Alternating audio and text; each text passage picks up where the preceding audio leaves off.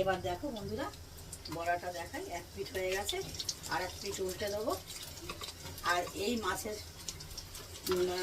বড়া, মাছের ডিমের বড়া না খুব একটা বেশি লাল করে কিন্তু ভাজলে মাছের ডিমটা কিন্তু শক্ত শক্ত হয়ে যাবে, যার জন্য একটু হালকা ভাজতে হয়। হালকা ভাজলে কি হবে, মাছের ডিমটার মধ্যে একটা সফট ব্যাপার থাকবে ভেতরটা, হ্যাঁ কাঁচাও থাকবে না, অথচ সফটনেসটা থাকবে। বুঝতে পেরেছো? যারা নতুন তাদের পক্ষে মানে তাদের এগুলো মানে দেখলে সুবিধেই হবে, তারাও এইভাবে করতে পারবে, শিখতে পারবে। তোমরা কে কীভাবে করো ডিমের বড়া আমাকে বলো, কমেন্টে জানিও।